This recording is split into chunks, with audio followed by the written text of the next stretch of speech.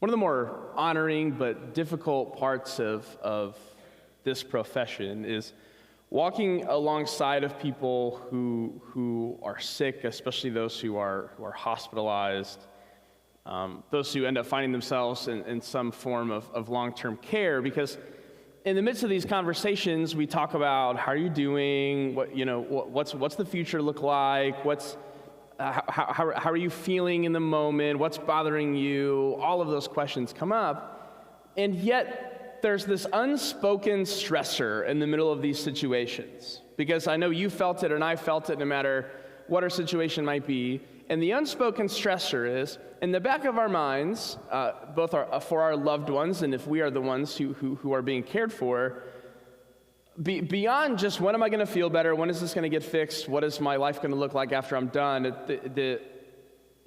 there's a stressor of how in the world am I going to pay for this? We've probably all been there at one point or another. It's difficult, and yet in the middle of the times that I show up to care for people in these situations, we don't often talk about this. That I care about that too, and you probably do too, for yourself and for others. That's a legitimate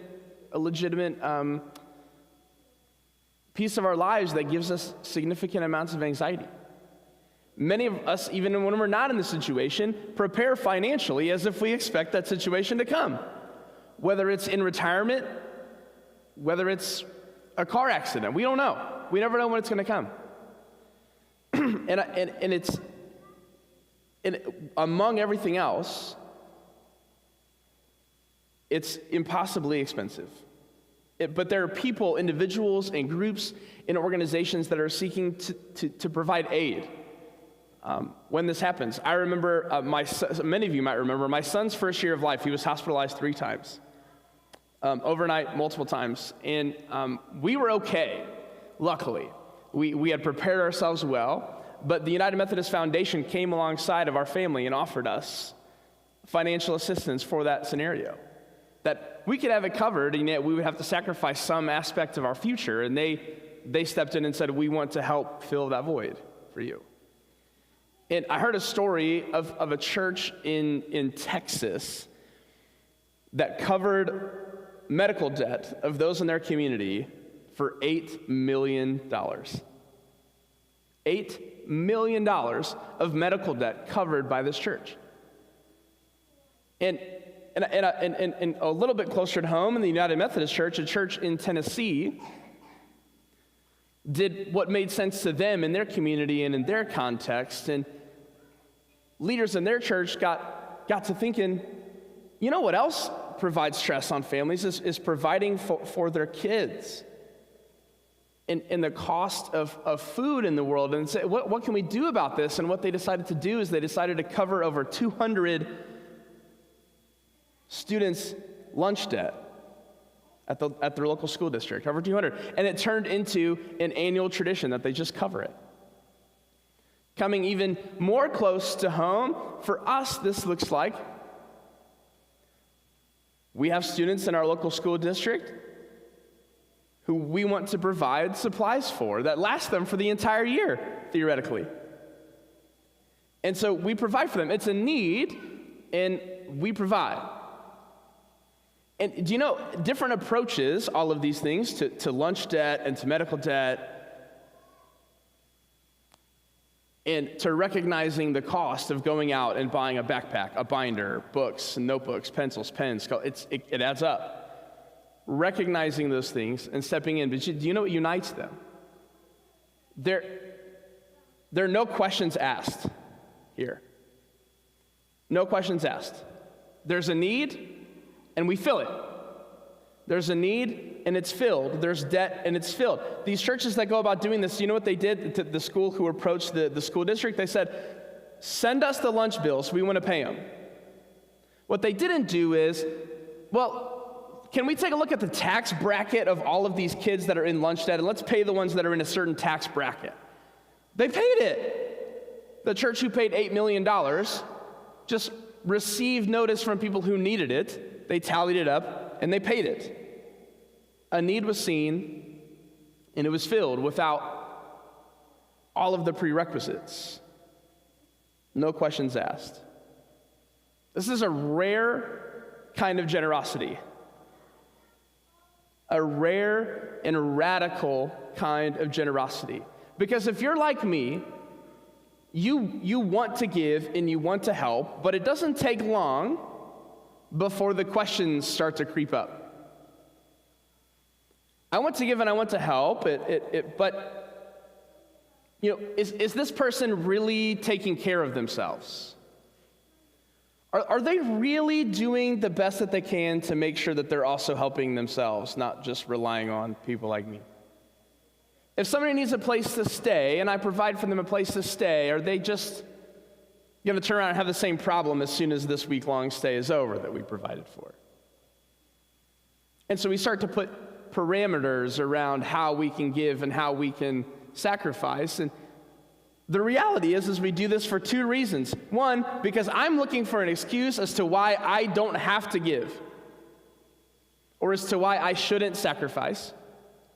Or the second is because there's a certain person or a certain type of person or a certain group of people that I would like to exclude from my giving, that I would like to exclude from my sacrifice.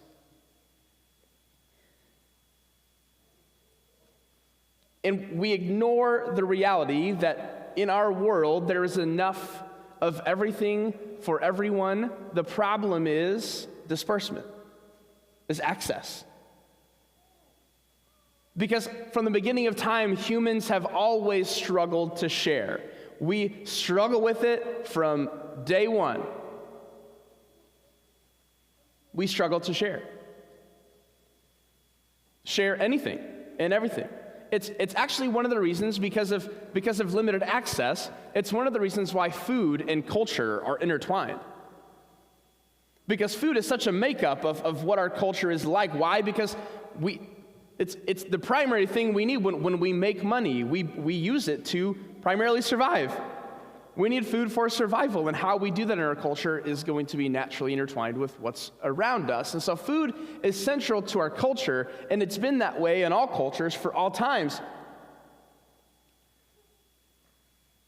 And this is why Jesus was always around food.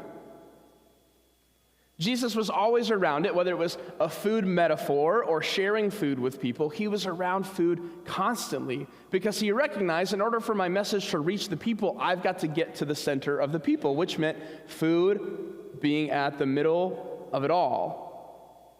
Jesus was around food and around hungry people all of the time, but one time it went a little bit differently than his friends expected. In John chapter 6, something amazing happened. It says, Jesus crossed to the far shore of the Sea of Galilee, and a great crowd of people followed him because they saw the signs he had performed by healing the sick. Then Jesus went up on a mountainside and sat down with his disciples, and the Jewish Passover festival was near. So Jesus is teaching and beginning his ministry, and he's developing some groupies that are following him around because of his teaching and his healing and beyond. And it notes that the Jewish Passover festival is near because much of Jesus' following would have been a bunch of Jewish people, and if the Jewish Passover festival was near, it meant that they were fasting. So Jesus recognizes that they're hungry, and he cares. And so it continues, when Jesus looked up and saw a great crowd coming toward him, he said to Philip, "Where shall we buy bread for these people to eat?" See, he sees they're hungry. Now he says, "How can we feed them?" But he asked this only to test him, for he already had in mind what he was going to do. Philip answered, "It would take more than half a year's wages to buy enough bread for each one to have a bite." As if any single one of us could have possibly passed this test. To be like 3 chess moves ahead of Jesus is a tall task. But I'm not sure that's what Jesus was looking for. Because Philip gives a logical answer. There's not enough food around, and quite frankly, even if we had the money, the marketplace that would be closest probably doesn't even have enough food on hand to feed all these people. So even logically speaking, it's just not possible. They can't feed all these people at once, even if they could afford it. But the story continues. Another one of the disciples, Andrew, Simon Peter's brother, spoke up. "Here is a boy with 5 small barley loaves and 2 small fish. But how far will they go among so many?" So here we go down another route. Me, there's 10,000 people, 5 loaves of bread and 2 fish. I'm not even bothering to bring it up. Are you? Because if we start sharing that around, it's going to turn from 5,000, 10,000 people to just an angry mob of hungry people, because now we've decided who can have this food and who can't. Right? So most of us probably aren't even offering that to Jesus. We now have access, but there's still not enough. So, Jesus said, have the people sit down. There was plenty of grass in that place, and they sat down. About 5,000 men were there. Now, men isn't an expression to mean general people, it means men. So when we say 5,000, you can include women, children within that number, and you get probably closer to 10. Here is what we're looking at. Jesus then took the loaves, gave thanks, and distributed to those who were seated as much as they wanted. He did the same with the fish. You probably had to be thinking Jesus was nuts at this point, right? You got 5 loaves of bread and 2 fish, and now Jesus is just acting like it's all going to be okay. When logically it can't. But Jesus says, tell them to sit down, and he breaks the bread. See, Jesus knew what his plan was, and Jesus asked Philip, the first disciple, how we can feed all of these people. And Philip gives the same answer that you and I would probably give. Well, we can't. I don't know what to tell you. They should have ate before they came, or brought a snack, or a Cliff Bar, or something. I don't know. But we can't do it. See, Philip had the perspective of, how are we going to feed all these people? Andrew comes with 5 loaves of bread and 2 fish and says, I don't know, we could probably feed somebody. We could probably feed somebody. We might not be able to feed everybody, but we might be able to feed somebody. Jesus isn't looking for someone to come all of a sudden with food that can feed 10,000 people. He's looking for someone to offer him something to work with. Can someone please give me something, have faith and trust enough in me to give me something to work with? You're right, it's not going to be enough.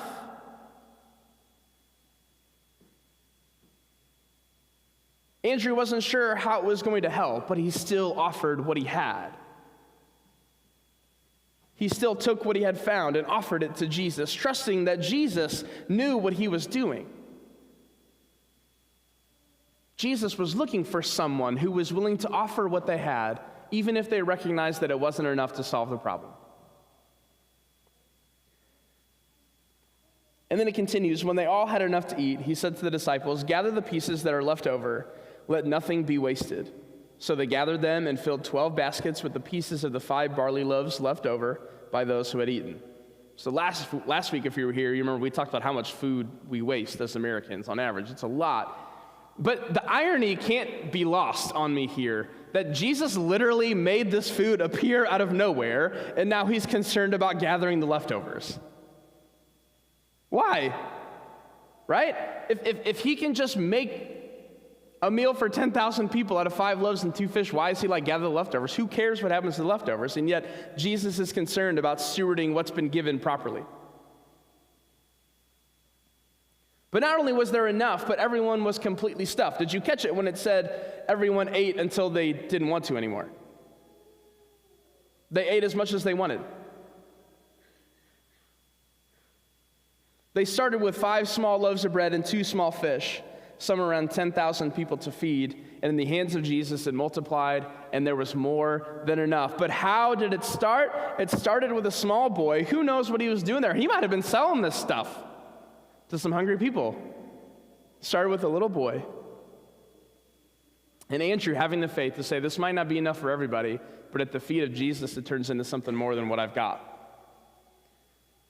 You see, what I love about this story, this is one of the more famous stories in the Bible. People even who are unfamiliar with the Bible, lack familiarity with the story of Jesus, probably understand the concept of feeding the 5,000. What I love about this story is that Jesus is dealing with all of these hungry people, and he sees their need, and he recognizes their need. Remember, he's going up, and all these people are following him. He's getting ready to teach. And yet Jesus before he offers them the message, before he offers them the hope, before he offers them whatever, of intangible substance, of teaching, of whatever, he gives them a tangible substance first that sustains them and provides to them and gives them what they need for survival. Perhaps recognizing that if these people are this hungry, they're not going to listen to a word I have to say anyway. But probably more so, just simply seeing hungry people and thinking, let's feed them. Let's feed them. And so he feeds everybody. Now, pay attention. Jesus feeds them first and then lectures second. There are probably some people nodding off. They had so much fish and bread when Jesus is teaching. He feeds them first. Teaches second.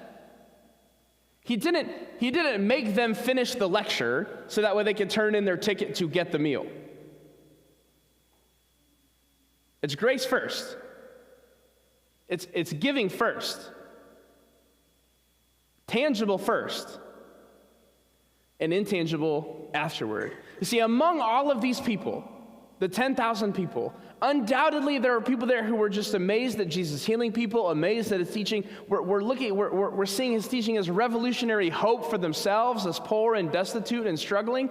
These people were following Jesus. But do you know who else was following Jesus? The people who just couldn't stand him. Who just couldn't stand him. And they were there to hate watch him.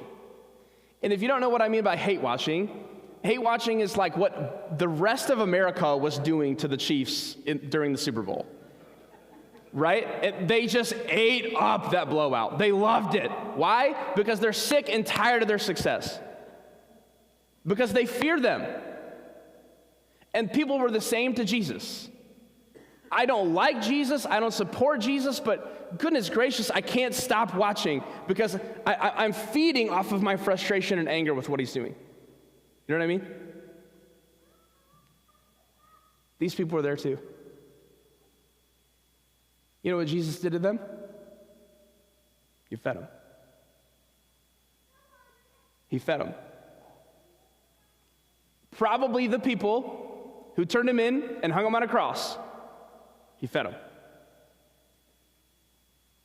He offered them what they needed. Jesus feeds them too. He didn't check and see if these people already had dinner plans. He didn't check and see what their pocketbook looked like to see if they could afford food. He didn't check and see if they had a steady job that would bring income so that way this food would be sustainable. He just fed them. They were hungry and he fed them. It was simple.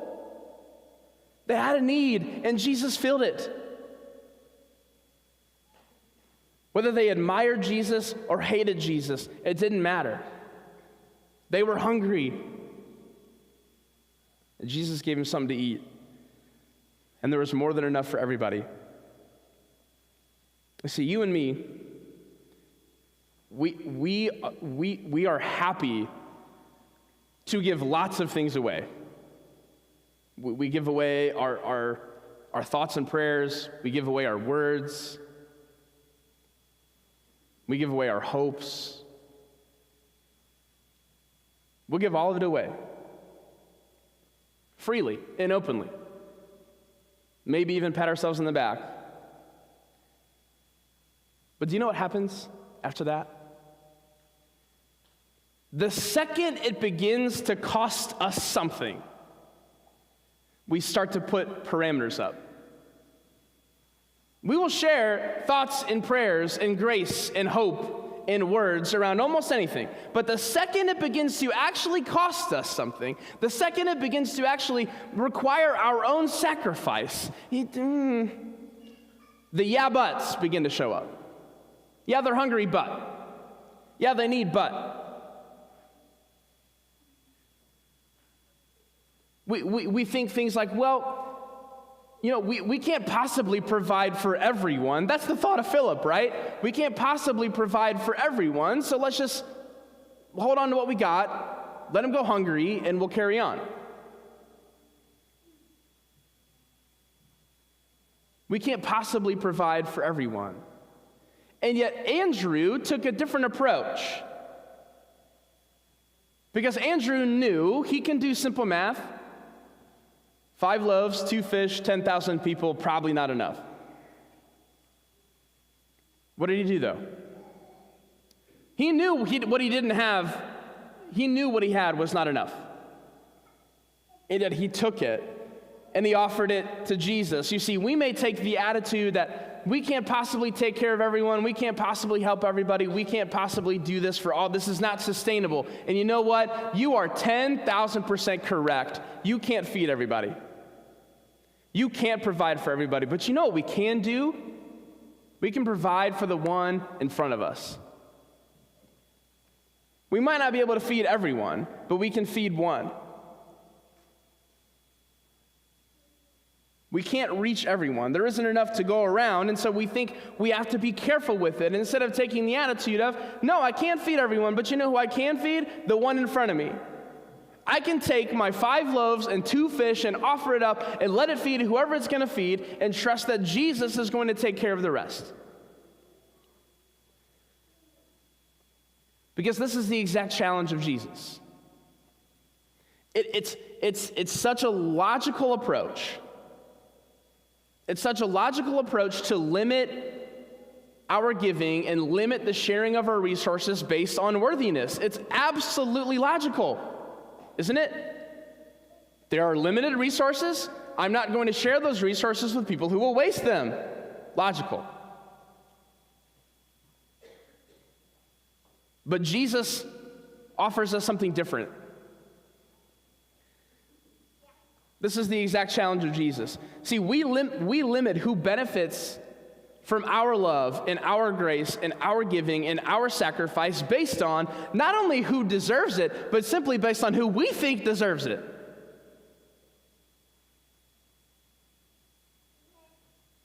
And so it's logical for us to remove ourselves from this problem by logically thinking, if it's not worth it, then I'm going to hold on to my resources. But, my friends, if we call ourselves Christians, followers of Jesus, and this is our approach to giving and our approach to sacrifice in all forms, our approach to sharing our resources and sharing our forgiveness and sharing our love and whatever it might be, when it costs us something, if we limit who can benefit from that, we're making a mockery of the cross of Jesus. Because if you recall, the God of all things came to earth in the form of a person,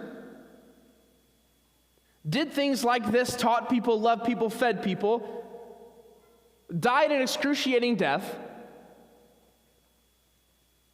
for everybody. For everybody.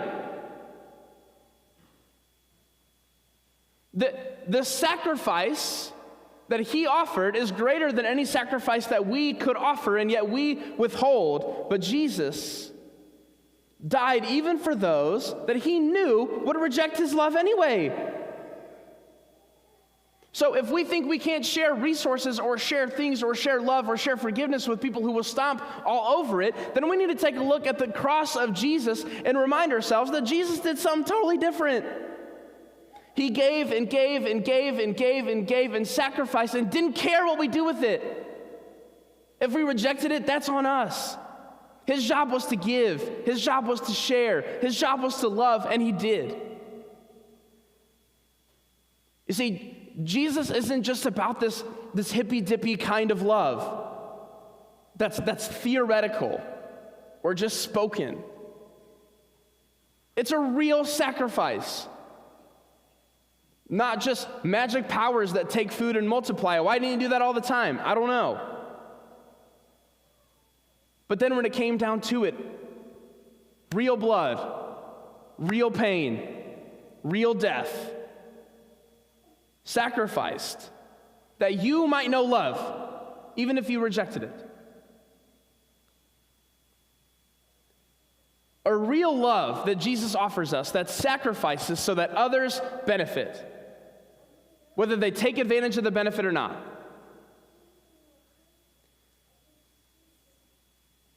You see, when we place our limitations around who's worthy or who deserves our love, who deserves our sacrifice, we proclaim that Jesus died for me, but not thee.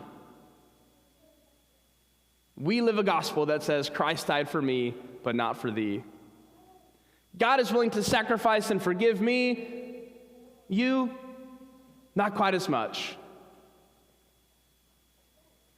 But this love that we talk about, this love that's willing to sacrifice, this love that offers, this love that does nothing but share,